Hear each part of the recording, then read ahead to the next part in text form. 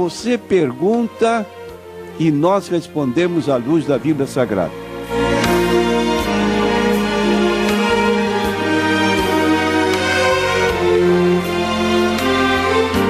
Primeira pergunta de nossa irmã Elba.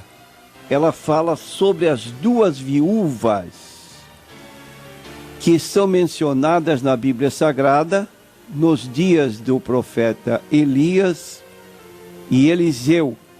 Então ela pergunta se essas duas viúvas seriam a mesma pessoa. E nós queremos responder que não. A primeira viúva é a viúva que foi atendida pelo profeta Elias, na cidade de Sarepta. E esta cidade ficava na Fenícia, entre Tiro e Sidom, onde Elias foi enviado e recebeu lá uma proteção desta mulher. Lá ele foi então enviado, o filho da mulher, que era realmente uma viúva, morreu e Elias orou. Está no capítulo 17 do livro de 1 Reis, versículos 8 a 24. Orou pela criança e a criança foi ressuscitada.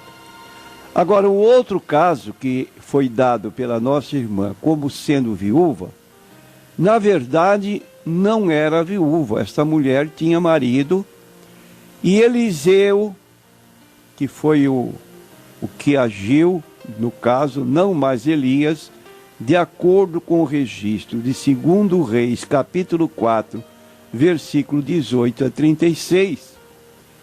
No caso, Eliseu entrava na cidade e esta mulher casada viu que ele se portava como um homem de Deus e combinou com seu marido de fazer um quartinho para ele e o seu servo Geazi, para que quando chegassem à cidade, eles pudessem se abrigar.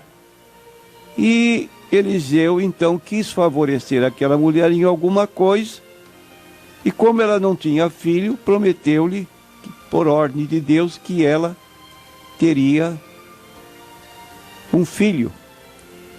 Esta era o filho da Sunamita, já era outra cidade, Sunem. Então, aconteceu que um dia o menino sentiu-se mal, voltou para casa, veio a falecer, e esta mulher, mãe, foi ao encalço de Eliseu para que tomasse as providências, orasse a Deus para que a sua criança ressuscitasse. E realmente aconteceu. Eliseu se deitou sobre o corpo do menino, aquecendo o corpo do menino até que ele respirou, e assim foi entregue à sua própria mãe. Então são duas situações distintas, duas mulheres distintas, uma viúva e a outra não. Temos aqui Magda, que nos telefona hoje. Ela diz: dentro da igreja, na lei dos homens, existe uma hierarquia de pastores, presbíteros e diáconos. Eu gostaria que o pastor me explicasse por que esta heresia. Minha prezada irmã, desculpe a nossa observação, mas não é na lei dos homens. A senhora precisa ler que no capítulo 4 do livro de Efésios, versículo 11, está dito assim: Jesus mesmo deu uns para apóstolos, outros para profetas, outros para evangelistas, outros para pastores e doutores, querendo o aperfeiçoamento dos santos para a obra do ministério, para a edificação do corpo de Cristo, até que todos cheguemos à unidade da fé e ao conhecimento do Filho de Deus, a varão perfeito à medida da estatura completa de Cristo, para que não sejamos mais meninos inconstantes, levados em roda por todo vento de doutrina, pelo engano dos homens que com astúcia enganam fraudulosamente. Então está aqui que quem deu esses homens com os títulos mencionados pela irmã foi o próprio Jesus Cristo. Agora, o que recomenda a Bíblia Sagrada no que concerne às autoridades chamadas hierárquicas, usando a sua expressão? No capítulo 13 do livro de Hebreus, nós vamos encontrar no versículo 7 e no versículo 17 duas recomendações para que a igreja esteja submissa aos pastores. Lembrai-vos dos vossos pastores que vos falaram a palavra de Deus, a fé dos quais imitai, atentando para a sua maneira de viver. Aí está muito claro. E no versículo 17, então, é mais específico. Diz no versículo 17 que os pastores, então, têm uma obrigação muito grande. Obedecei a vossos pastores, isso é hierarquia. Obedecer aos pastores é uma hierarquia determinada por Deus. Sujeitai-vos a eles. O ato de estar sujeito se reconhece uma autoridade superior, porque eles velam por vossas almas, como aqueles que hão de dar conta delas. Enquanto cada crente de per si zela por si mesmo, o pastor tem que cuidar não apenas dele, mas das almas que estão entregues ao seu cuidado. É o que Jesus disse no capítulo 10 de João, como sendo ele o bom pastor, para que o façam com alegria e não gemendo, porque isto não vos seria útil. Então, minha prezada irmã, aqui seu ponto de vista está contrário à Bíblia Sagrada. Existe sim uma hierarquia de pastores, de presbíteros, como diz o capítulo 3 de 1 Timóteo. Pode ler do versículo 1 em diante, tanto presbíteros como diáconos, para a boa ordem da igreja.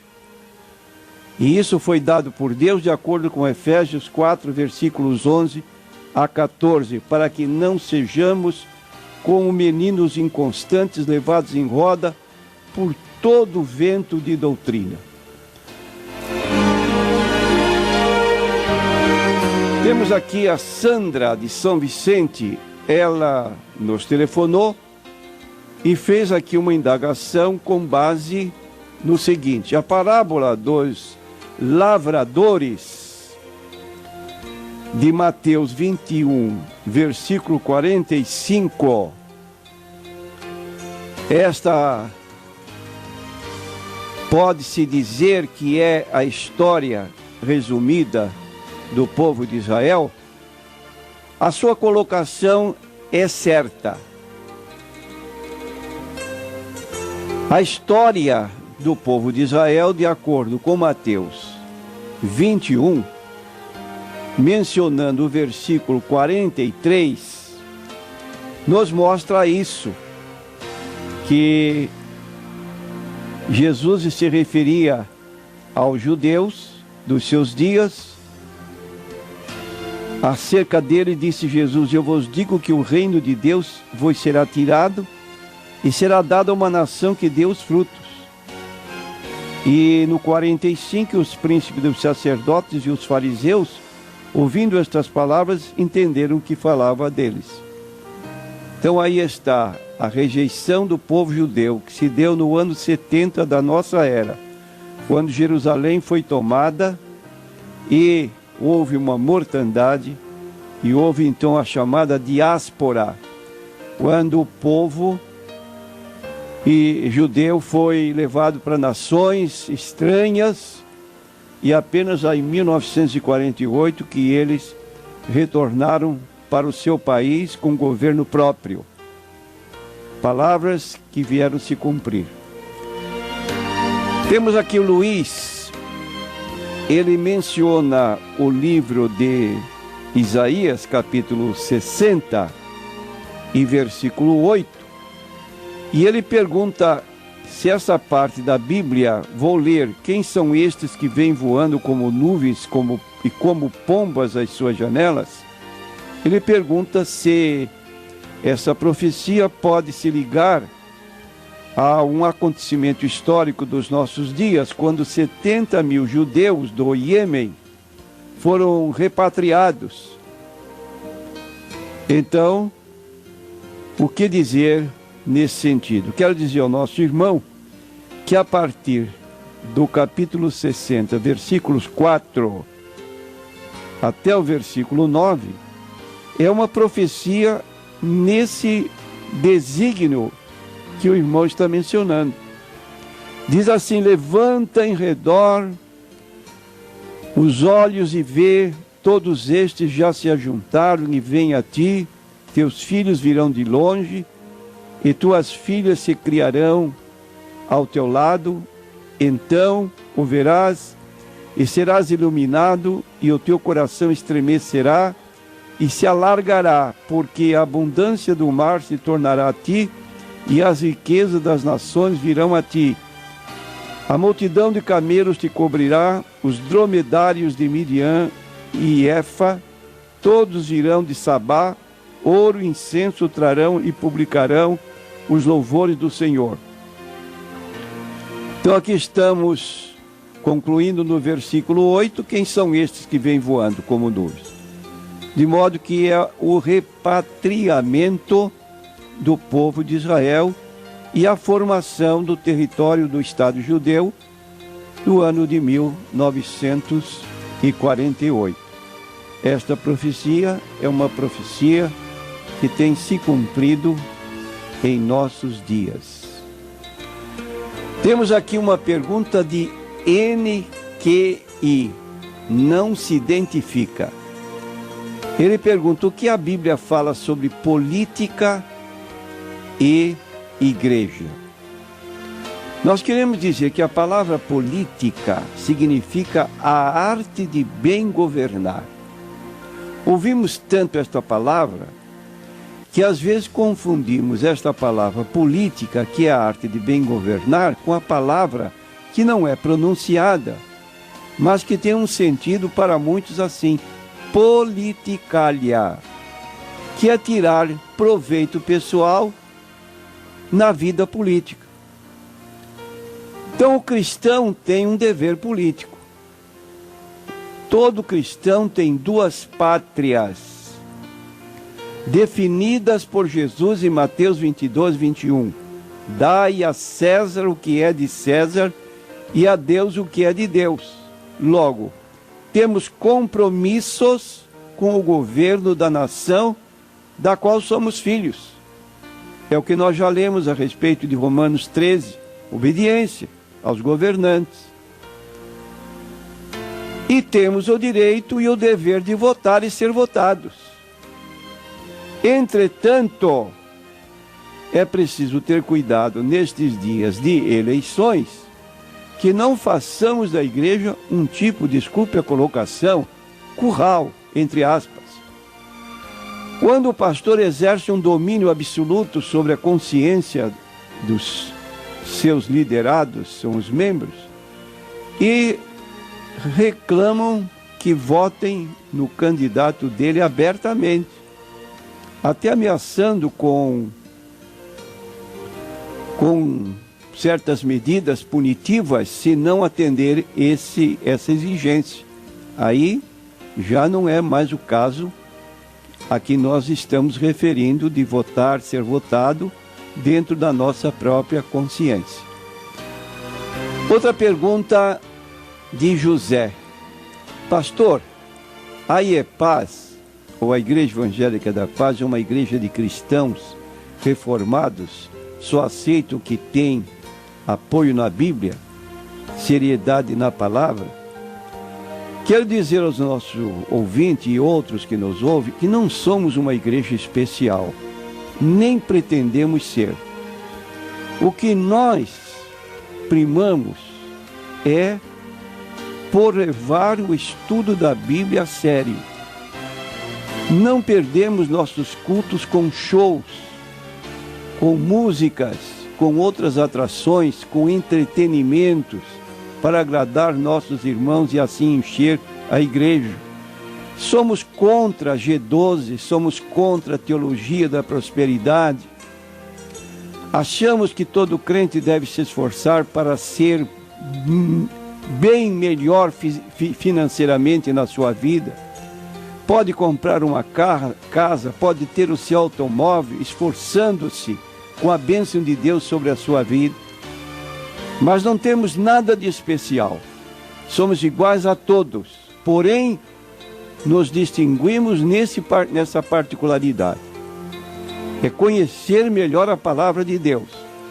E reconhecemos que dentro da nossa igreja existem pessoas indiferentes, que não ligam para qualquer preocupação com o conhecimento da Bíblia, tanto é que não frequentam escola bíblica dominical, e não frequentam porque não têm interesse. Como em qualquer igreja, existem pessoas que têm interesse em conhecer melhor e outras que são indiferentes. Só queremos ser diferentes no sentido de não usar a igreja para qualquer outra finalidade que não seja para o estudo e o conhecimento da palavra de Deus. Quem quiser oba-oba, não vá lá porque não vai encontrar.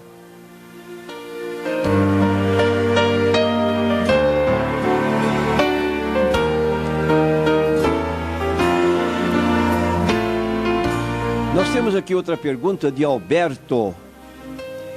Ele cita o texto de Atos 16, versículos 1 a 3, onde Paulo ordena que Timóteo fosse circuncidado. Eu vou ler esse trecho da Bíblia Sagrada. E chegou a Derbe e Listra, e eis que estava ali um certo discípulo por nome Timóteo, filho de uma judia que era crente, mas de pai grego, do qual davam bom testemunho os irmãos que estavam em Listra e em Icônio. Paulo quis que este fosse com ele, e tomando-o, o circuncidou por causa dos judeus que estavam naqueles lugares, porque todos sabiam que seu pai era grego. Então a pergunta é: se Paulo era contra a circuncisão, por que ele mandou fazer isto? É verdade, Paulo, na sua carta aos Gálatas, ele diz que tanto faz como tanto fez. Circuncidado e incircuncidado, isso não tem valor nenhum para a fé. Agora, como é que ele explica isso? No capítulo 9 de 1 Coríntios, ele então explica a sua posição para o ato que ele estava fazendo. Porque sendo eu livre para com todos, fiz-me servo de todos para ganhar ainda mais.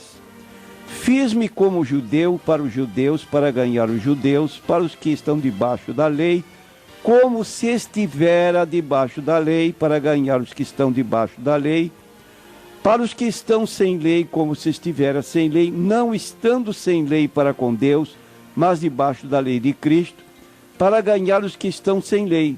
Fiz-me como fraco para os fracos, para ganhar os fracos, fiz-me tudo para todos, para por todos os meios chegar a salvar alguns, e eu faço isso por causa do Evangelho.